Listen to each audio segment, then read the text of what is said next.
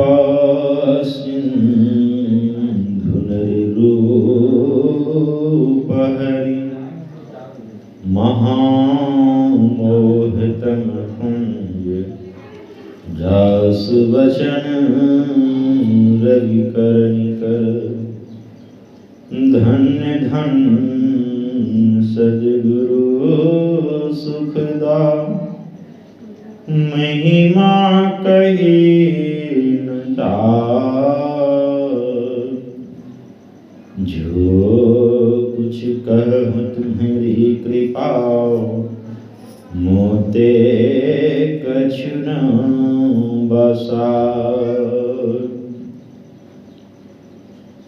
सृष्टि के कण कण में विराजमान परमाराध्य संत श्री गुरु महाराज जी के पावन चरण कमल में साष्टांग दंडवत प्रणाम एवं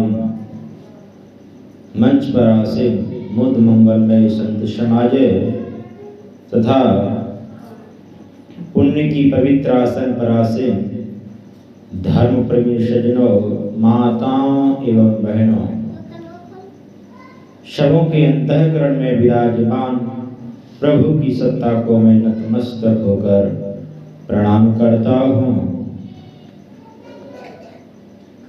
एक बार उच्च स्वर में संत श्री गुरु महाराज जी घोष करें, बोलिए श्री सद्गुरु महाराज की जय, श्री सद्गुरु महाराज की जय, श्री सद्गुरु महाराज की जय। हम लोग सुन रहे थे बहुत ही अच्छे ढंग से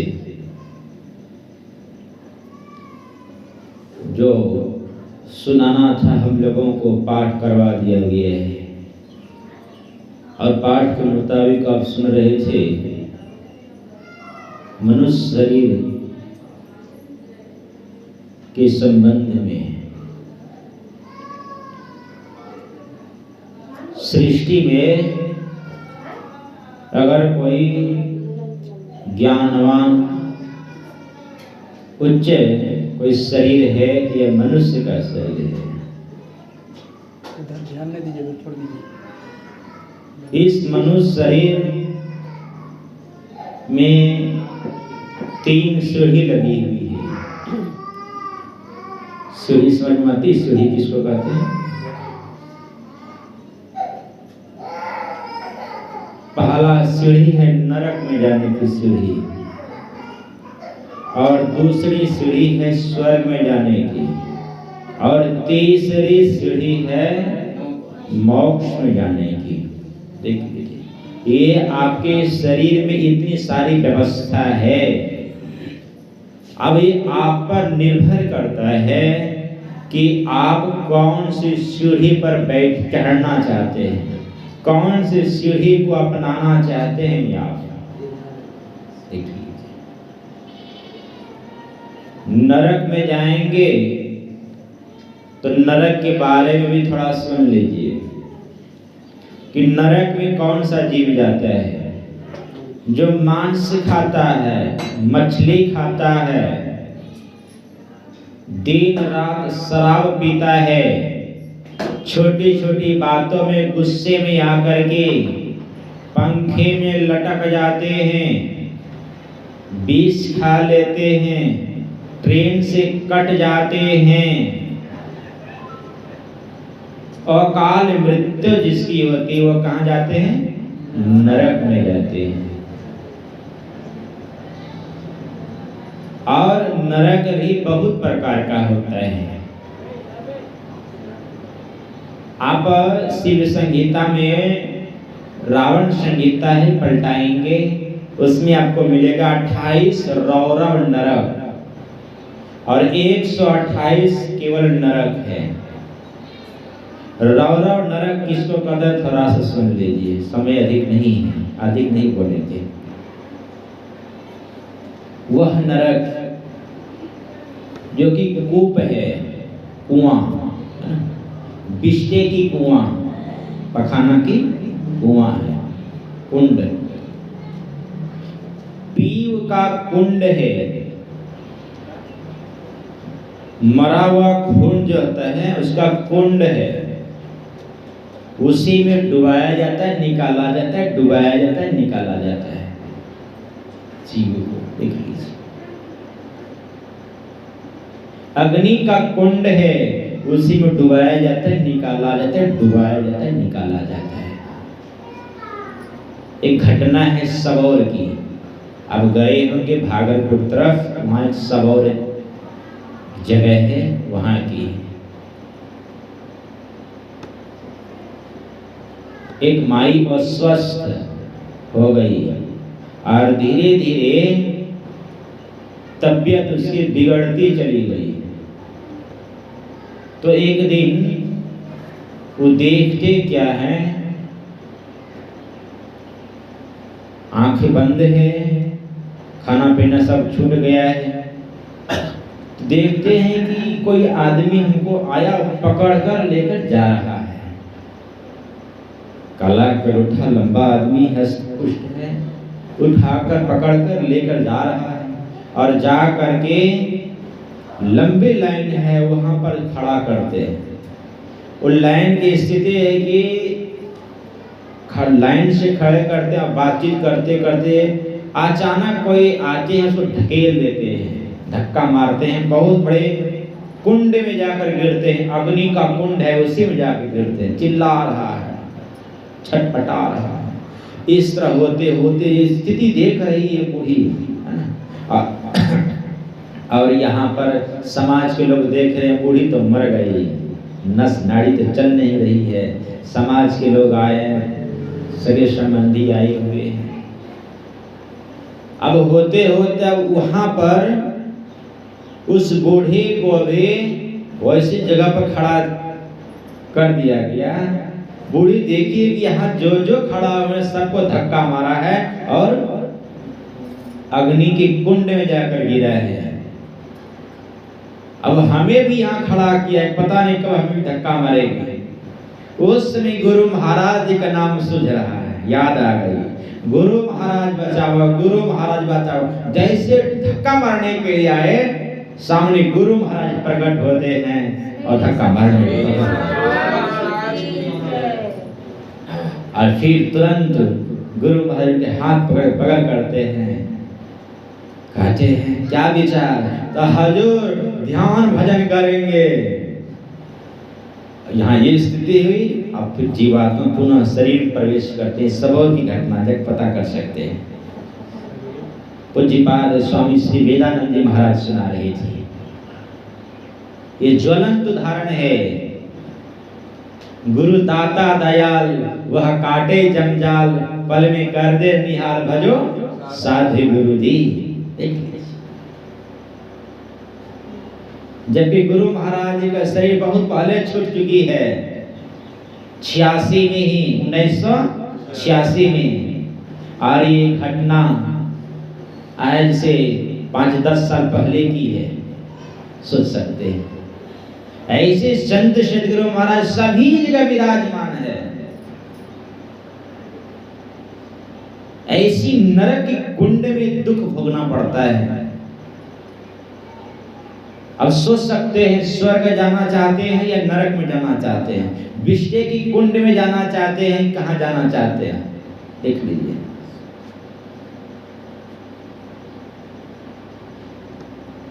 स्वर्ग अगर जाएंगे तो उसके लिए पुण्य काम करना पड़ेगा, परोपकार करना पड़ेगा, और स्वर्ग में जाकर पुण्य जैसे समाप्त होगा आपको पुनः गिरा दी जाएगी। ये बारंबार आप कुछ न कुछ कर्म करते हो। कोई मनुष्य यह नहीं कह सकता है केवल हम पुण्य ही करते हैं, कोई यह भी नहीं कह सकते केवल हम पाप ही करते हैं। सो भाई कौरव हमेशा पांडव को मारने के पीछे जी जान लगाए हुए थे, लेकिन कभी कभी भूल चूक से पुण्य का काम किए थे, तो मरने के बाद सो भाई कौरव स्वर्ग में है। तो पुण्य के थे कभी कभी थोड़ी सी पुण्य, और पांचों भाई पांडव हमेशा सत्य की राह पर चलने वाले, तो कभी कभी भूल चूक से पाप हो गई थी तो नरक पहले जाना पड़ा। देख लीजिए, और जैसे नरक का समय पूरा होता है, स्वर्ग जाना चाहते हैं तो जब तक जो रात दिन पाप कर्म करने वाले, गलत रास्ते पर चलने वाले, और ये स्वर्ग में मसलन तोड़ रहा है, मस्ती में है, और हम लोग सत्य राह पर चलने वाले नरक में। भगवान कहते हैं माधव, पांडव देखो, मेरे पास जो पूंजी है सबसे पहले मैं उसको वह संपत्ति देता हूं जिसको वो सह सके। परमात्मा की सबसे पहली संपत्ति दुख ही है। दुख देकर देखते हैं कि ये दुख को सह पाते हैं कि नहीं पाते हैं। कहीं दुख में घबरा तो नहीं जाते हैं। इसीलिए जो कम पूंजी थी पहले वो चीज भगवाते हैं, अपुना फिर जो है उसको अपार सुख देते हैं। इस शरीर में मोक्ष की भी सीढ़ी है। वहां जाने के बाद आपको कोई गिरा नहीं सकता, कोई दुख नहीं दे सकता। वो कैसा जगह है तो कहो उस देश की बतिया, जहां नहीं होत दिन रतिया, नहीं तहां पवन ओ पानी, गए वही देश जी न जानी। वहां देश है ही नहीं, काल है ही नहीं, न सूर्य है, न चंद्रमा है, न दिन है, न रात है। ऐसी जगह पर आप जाकर आनंद करेंगे, मोक्ष में आप जाएंगे। वहां पर आपको बारंबार जन्म लेना पड़ेगा, मरना नहीं पड़ेगा। ये बारंबार जो हम जन्म लेते हैं और मरते हैं, फिर जन्म लेते हैं फिर मरते हैं, यही चक्कर जो है हमारी आराध्य देव कहने का कृपा किए हैं। आवागमन सम दुख दूजा, है नहीं जग में कोई। इसके समान दुख संसार में कोई है ही नहीं। इसीलिए बारंबार जन्म लेना, मर जाना जो दुख है, इससे निकल जाइए। मृत्यु काल में ये जीवात्मा निकलती है ना शरीर से, बहुत दुख होता है, बहुत कष्ट होती है। अवस्था जब मृत्यु की आती है ना, सबसे पहले कंठ को जाम कर लिया जाता है। कफ पित्त वात इतना बढ़ जाएंगे, इतना बढ़ जाएंगे, गला घरने लगेंगे, श्वास भी सही से आप नहीं ले पाएंगे। देख लीजिए, कंठ जाम कर लिए हैं, और उस समय आपकी सभी स्थिति दिखाते हैं कि आपने क्या कमाई किया है, आप अगले जन्म में क्या थे, इस जन्म में आपने क्या किया, और अगले जन्म में आप कहां जाएंगे। सभी कर्म का हिसाब हम जो है जम देता है। बहुत अगर गलत कर्म किए हैं तो मुंह को बंद कर देता है, इसके बाद देता है कुटैया, पिटैया देता है, तो कहते हैं बाबा का माया छूटता है, माया छूटता है, वो दे रहा है कुटैया तो माया छूटता है।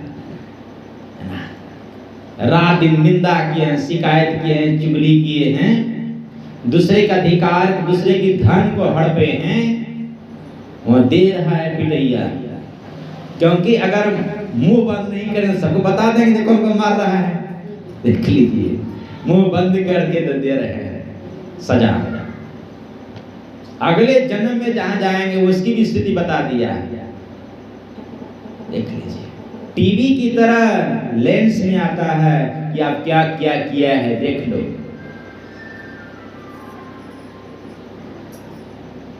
गर्भवास में कौल किया था, नाम जपूंगा मैं तेरा, इस झूठी दुनिया में आकर नाम जपन तेरा भूल गया। ऋषि मुनि सब आते हैं समझाने के लिए, कुछ तो समय निकाल हरि गुण गाने के लिए। देख लीजिए, जन्म लिए हैं, करार करके वादा किए उस मालिक से कि मैं हे प्रभु वादा करता हूं इस नरक के कुंड से बाहर निकालो, क्योंकि जैसे जैसे शरीर का बढ़ना होता है, जगह सीमित है, कष्ट होने लगता है, और माँ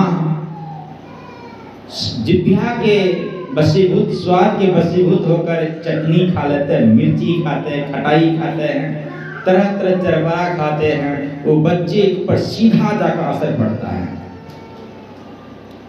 कैसा असर? उदाहरण के लिए आप फल काट रहे हैं, उंगली कट गई, और उंगली कट गई, उस कटी हुई उंगली के पास अब नमक थोड़ा सा लगाइए, बड़ा अच्छा लगेगा?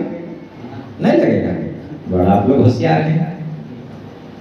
कटे हुए जगह पर नमक लगाइए, कितना छटपटी लगेगी, जलन देगा। और वही जलन माँ के औद्र में जो शिशु है उसको वहाँ छटपटी हो रही है, लेकिन माँ को ज्ञान है। माँ का अच्छा कोई बात, अच्छा देखा जाए, थोड़ा बाजार के समोसा भी चढ़ा लिए, पकौड़ी भी चढ़ा दिए, कचौड़ी भी चढ़ा लिए, थोड़ा झालदार घुगनी मुढ़ी भी चल गया। अरे अपने जिह्वा के स्वाद के वशीभूत होकर आप तो खा रहे हो, लेकिन आपके उदर में जो शिशु पड़ रहा है उसकी क्या स्थिति होती होगी, क्या छटपटी होती है, रोता है, चीखता है और पुकारता है, हे मालिक, हे प्रभु, हमें इस नरक के कुंड से बाहर निकालो। नरक है, माँ के पेट क्या है? नरक है। मुख के बगल में ही पखाना की थैली भरा हुआ है, पेशाब की थैली भरा हुआ है, उसी के बीच में शिशु है। कितने दुखमय जीवन है, देख लीजिए। और इस तरह का दुख कितना दिन हो गए हैं? 9 महीना तक। देख लीजिए, साई को सियत मास 10 लागे, ठोक ठोक के बिनी चदरिया, झीनी झीनी बिनी चदरिया। देख लीजिए, काहे के ताना काहे के भरनी, कौन तार से बिनी चदरिया, हीरा ताना पिंगला भरने, सुषमण तार से बिनी चदरिया। देख लीजिए, परमात्मा को इस चादर को बीनने में, गुथाई करने में 9 से 10 महीना तक लगता है। एक बार जहां व्यवस्थित कर दिए हैं तो सब दिन तक वहीं रहते हैं। लेकिन आप मकान बनाते हो, तरह तरह दुख होने लगी, कोई पंडित आया, अरे ये दरवाजा तू गलत लगा दिया, दूसरे जगह उत्तर तरफ करो, तो उसकी बात को मतलब तोड़कर उत्तर तरफ करते हैं। खिड़की है गलत दे दिए, इस कोना में उस कोना में होना चाहिए, पूजा घर उस कोना में होना चाहिए, आप उसके अनुसार जो करने लगते हैं। लेकिन परमात्मा जो मंदिर की तैयारी कर दिए हैं, ऐसा ठोके हैं कि जल्दी लगेगा नहीं, है कि नहीं? माँ के उदर से ही ठोके हैं। जब जन्म लिए जहाँ नाक है, मृत्यु काल तक नाक वही है। कभी सुने नाक हटकर कान के पास आ गया और कान नाक के जगह पर आ गया? सुने क्या? नहीं सुने। देख लीजिए, इतनी सारी व्यवस्था है परमात्मा ने कर दिया है। दास कबीरा जतन से ओढ़ी, है ना, ओढ़ के ज्यों का त्यों रख दीनी चदरिया, झीनी झीनी बीनी चदरिया। देख लीजिए, संत लोग चादर को बड़ा संभाल कर ओढ़े, और ओढ़ करके अर्थात इस शरीर से भजन करके, साधन करके चले गए। भगवान बुद्ध इस चादर को, इस चादर से, शरीर से इतनी साधन किए, भजन किए, जो कि परमात्मा को चैलेंज दे दिए, ओ शरीर बनाने वालों, तूने जिस मसाले से शरीर की रचना किया था, मैं उस मसाले को जलाकर भस्म कर डाला, अब तो इस शरीर का रचना नहीं कर पाओगे। देख लीजिए, भजन करके, साधन करके इस शरीर से वो बाहर निकल गए। देख लीजिए, भगवान बुद्ध का सत्संग चल रहा था। उनके शिष्य थे, ध्यान करने के लिए वन में गए थे और देखे कि कुछ बदमाश लोग आ रहे हैं, अब हमें मारेंगे। तो भजन जो किए थे, भजन कर्म इतनी चढ़ाई उसकी हो गई थे, उस तत्व को प्राप्त कर लिए थे कि इस शरीर से वो निकल गए और निकल कर अपने को गाछ में रख लिया। बदमाश आए, उस शरीर की बहुत दुर्दशा पुराया, बहुत मारा, हाथ को चूर-चार कर दिया। और जब चल गए तो पुनः वो आते हैं और इस शरीर में रखना चाहते हैं, लेकिन बड़ी कष्ट हुई, लौट कर चले गए भगवान के पास। भगवान कहते हैं चिंता मत करो, तुम्हारी भोग था, तुम्हारा भोग पूरा हो गया। भक्तों ने पूछा इतना सारे हम लोग बैठे हुए इतने लोग, लेकिन हम लोग ज्ञान नहीं थे और पीछे तरफ किससे बात कर रहे थे? तो उन्होंने कहा हमारे भक्त थे, हमारे बेटा थे, उन्होंने साधना किया और साधन करने के लिए बैठ रहे थे, तब जब बदमाश आया उनको पिटाई करने लगा तो वे शरीर से बाहर निकल गए। उनका शिष्य पूछते हैं राजा प्रसेनजित कि कौन ऐसा दुष्ट है, ये सभी बदमाशों को पिटाई करेंगे। तो उनका चिंता करने की कोई बात नहीं, हमारे बेटे को कोई भी कष्ट नहीं था, क्योंकि हमारा बेटा उस शरीर में साधन किया कि बदमाश देखा आ रहा मारने के लिए, पहले उस शरीर से निकल गया और निकल करके गाछ पर उसे कोई कष्ट नहीं हुई, कष्ट शरीर को हुई। देख लीजिए साधन धाम मोक्ष का द्वारा, ये साधन के लिए शरीर हमारे गुरु महाराज शरीर से साधन किए और साधन के द्रव्यमान में अपने को साक्षात परमात्मा में मिलाकर स्वयं परमात्मा ही हो गए। कहने को बहुत सारी बातें हैं, मैं विशेष आगे नहीं बढ़ूंगा, लेकिन सज्जनों एक बात याद रखना, जितना एक सुंदर शरीर है उतना इस शरीर में गंदगी भी भरी हुई है। तन नव द्वार हो रामा अति ही मलिन हो ठामा, गंदगी भरी हुई है, इसलिए त्यागी चढ़ो दशम द्वारे सुख पाउरी। भाई देखिए कहने को बहुत सारी बातें, अब मैं विशेष आगे नहीं बढ़ूंगा, इन्हीं चंद शब्दों के साथ अपनी वाणी को मैं विराम करता हूँ, सबों को प्रणाम करता हूँ। बोलिए श्री सद्गुरु महाराज की जय। पूरी सब खाए, खीरो खाए, सब्जियों खाए, फिर भी वोल्टेज कहाँ चल गया। उच्च आवाज में जयकारा लगा में बोलिए श्री सद्गुरु